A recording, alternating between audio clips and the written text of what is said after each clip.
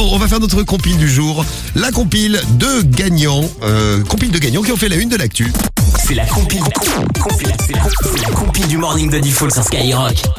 Et on commence par la place numéro 3 de notre Numéro compile, 3. comme tous les jours. Et direction à Cannes, un gagnant. Non, direction Cannes. Ouais, direction Cannes, quoi. Voilà, la ville ne s'appelle pas Akan. Akan, c'est un ami à moi qui est turc.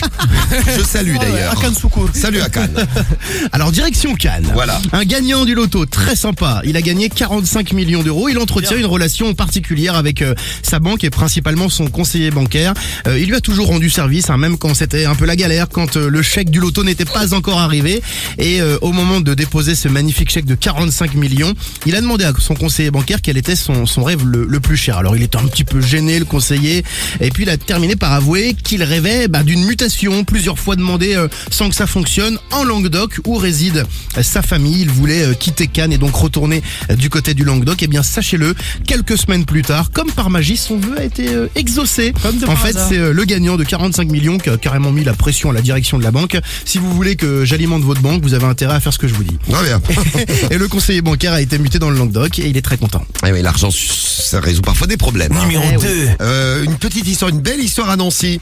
C'est une mère de famille qui s'appelle Virginie, qui était surnommée par tous les gens qui la connaissaient Madame Pas de Bol, parce qu'elle a eu plein de galères dans sa vie, une voiture embarquée par la fourrière, une entorse du genou, un problème avec le bus qui lui passe sous le nez, elle court après le bus, elle se refait une entorse, le rétroviseur arraché au cours de la nuit par des vandales, des glissades devant tout le monde avec encore des trucs cassés, au chômage à cause du confinement, etc., jusqu'au 1er avril. Jusqu'au 1er avril 2020, où là, elle a gagné 133 000 euros. Et c'était pas un poisson d'avril. Elle a gagné le 1er avril 133 000 euros. Bon, quand même, c'est Madame Pas de Bol. Il y a quand même un truc sur lequel elle a eu pas de bol.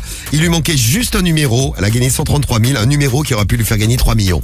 Ouais, Mais bon. 133 000, c'est cool quand même. Voilà, Madame Pas de Bol gagne 133 000 euros. C'était à la une de l'Est républicain. Bravo, Madame Pas de Bol.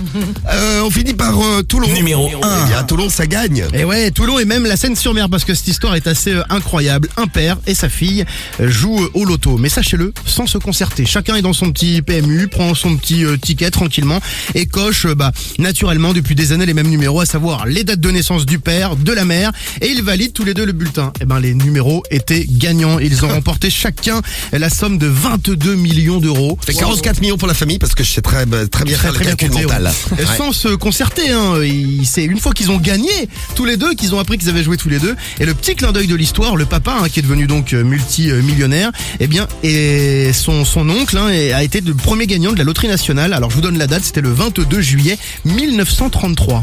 Famille de gagnants.